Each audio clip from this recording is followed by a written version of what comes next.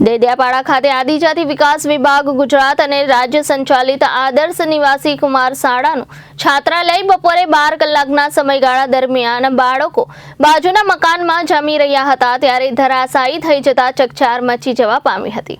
આ ઘટનાની જાણ થતાં જ દેડિયાપાડાના ધારાસભ્ય ચૈતર વસાવા તાત્કાલિક ઘટના સ્થળે પહોંચી ગયા હતા। કોઈ જાનહાનિ થયેલ છે કે નહીં તેની તપાસ કરી હતી।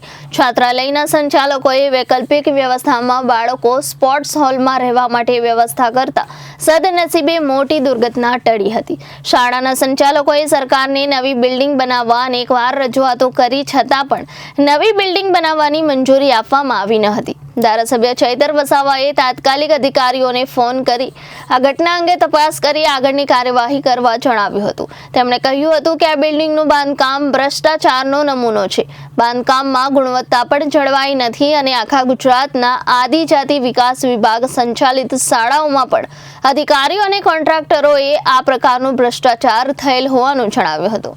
મકાનના પાયામાં પણ સળિયા નજરે પડ્યા હતા અને જ્યાં સળિયા વપરાયા છે તેમાં પણ ભ્રષ્ટાચાર જોવા મળ્યો છે। ધારાસભ્યએ સંચાલકોનો આભાર માન્યો કે તેમણે સમય સૂચકતા વાપરી મોટી જાનહાનિ ટળી હતી। આદિજાતિ વિકાસ વિભાગે 1992-93 આ બાંધકામની શરૂઆત કરી હતી। આ 4 માળના બિલ્ડિંગની આ કોલમની હાલત, આ કોલમમાં ક્યાંય ભરાઈ નથી। આખા ઈંટ પર આ 4 માળનું બિલ્ડિંગ ઊભું છે। આ સ્લેબમાં ક્યાંય તમને સળિયા મળશે નહીં। આ સ્લેબમાં પેલા તમને એકદમ 8 ના 12 ના સળિયા છે, એના પર આખું બિલ્ડિંગ હતું। જોઈ લો તમે। આખો આદિજાતિ વિકાસ વિભાગ અને સ્ટેટ માર્ગ મકાન વિભાગની આ ભ્રષ્ટાચારના લીધે આજે અમારા 296 બાળકોનો જીવ જોખમમાં હતો। એ તો સમય સૂચકતા અહીંના આચાર્ય એમના સ્ટાફની છે, એમને અભિનંદન આપીએ કે એમના સમય સૂચકતાથી આ લોકોને બહાર કાઢ્યા અને બિલ્ડિંગ ધરાશાયી થઈ ગયું। નહીં તો આજે અહીંના અભ્યાસ કરતા 296 માંથી કેટલા બાળકોનો જીવ અહીંયા હોમાઈ જતે। એટલા માટે અનેકવાર આ સ્ટાફે પત્ર પણ વ્યવહાર કર્યો, છતાં માર્ગ મકાન વિભાગ ક્યારેય ઇન્સ્પેક્શન કરવા નથી આવ્યું કે ક્યારે મદદનીશ કમિશનર અહીંયા નથી આવતા કે ક્યારે કોઈ સમાજ કલ્યાણ અધિકારી। એટલે આ ઘોર બેદરકારી છે। આવી જ રીતના ગુજરાતના આદિજાતિ વિસ્તારોમાં અનેક આદર્શ નિવાસી શાળાઓના બિલ્ડિંગો માત્ર પૈસા અને ભ્રષ્ટાચાર કરવા માટે બનાવ્યા છે। ત્યારે તાત્કાલિક ધોરણ આવનાર દિવસોમાં અમારા અહીંના વિદ્યાર્થીઓ માટે બિલ્ડિંગ બને, રસોડું બને, એ અમારી માંગ છે। અગર આમ નહીં થશે તો ચોક્કસપણે આવનાર દિવસોમાં અમે સરકાર સામે જે પણ આંદોલનો કરવા પડશે તે કરીશું। અમે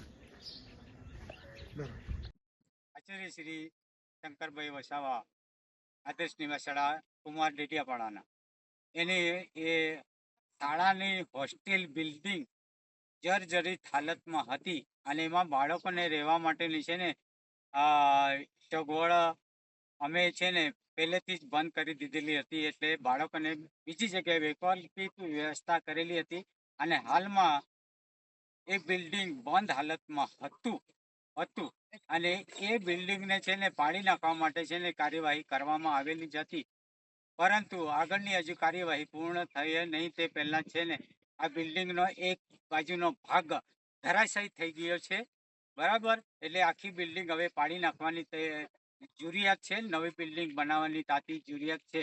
એટલે બાળકો ન હોવાથી કોઈ જાનહાનિ થયેલ નથી। કેટલા બાળકો અભ્યાસ કરે? 296 બાળકો અભ્યાસ કરે છે।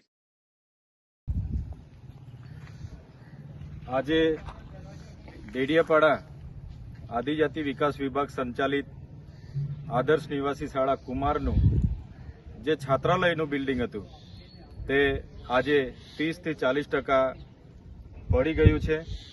આ છાત્રાલયમાં 296 વિદ્યાર્થીઓ રહેતા હતા, અભ્યાસ કરતા હતા, પરંતુ અહીંના આચાર્ય અને એમના સ્ટાફની સૂચકતાને કારણે એ વિદ્યાર્થીઓને થોડા સમય પહેલા જ અહીંથી બાજુના એક મકાનમાં શિફ્ટ કરી દીધા। નહીં તો આજે ખૂબ મોટી જાનહાનિ થવાની હતી।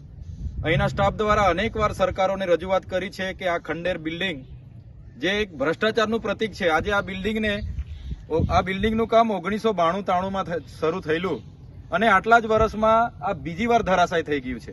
અનેકવાર પત્રો લખ્યા છે નવી છાત્રાલય બાબતે, પણ આદિજાતિનું કરોડોનું બજેટ હોવા છતાં પણ આજે પણ છાત્રાલય નથી બનતું। આ તો સારું કે સ્ટાફની સમય સૂચકતાના લીધે આજે આ બાળકો બચી ગયા છે, નહીં તો આ જ બિલ્ડિંગમાં કપડાં સુકવવાથી લઈને તમામ પ્રવૃત્તિ બાળકોની ચાલતી હતી। એટલા માટે અમે કહીએ છીએ કે આદિવાસીઓનું કરોડોનું બજેટ હોવા છતાં આદિવાસીના શિક્ષણ હોય, છાત્રાલય હોય કે એની વ્યવસ્થા સરકારે ધ્યાન નથી આપતું, જેનું આ પરિણામ છે. સ્ટાફના દ્વારા અનેકવાર પત્ર વ્યવહાર કરવામાં આવ્યો છે જર્જરિત બિલ્ડિંગને લઈને, છતાં કોઈ જાતના એના સમારકામ, એનું રિપેરિંગ કે નવા બિલ્ડિંગ માટે કોઈ જાતનું એ નથી. ત્યારે અમે આનો સખત વિરોધ કરીએ છીએ અને કુદરતની દયાથી કોઈ જાનહાનિ નથી થઈ, એ સારી બાબત છે.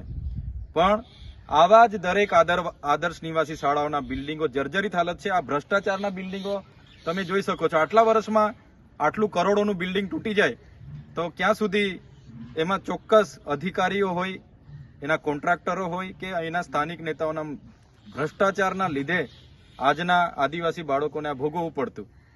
એટલા માટે જ અમે કહીએ છીએ કે આજે જે પણ થયું છે એ ગંભીર બેદરકારીનો નમૂનો છે. એમાં અહીંના સ્ટાફની સમય સૂચકતાના કારણે બાળકો બચી ગયા છે, પણ સરકારે એની તાત્કાલિક ધોરણે નવું બિલ્ડિંગ બનાવવા માટેની મંજૂરી આપવી જોઈએ અને નવું બિલ્ડિંગની મંજૂરી આપીને એનું નવું બિલ્ડિંગ બનાવવું જોઈએ અને આને તાત્કાલિક ધોરણ તોડી પાડવું જોઈએ એવી અમે માંગ કરીએ છીએ. દેડિયાપાડાના ધારાસભ્ય બોલો. એ તો આખું દેશ. Bureau report, Janadesh news.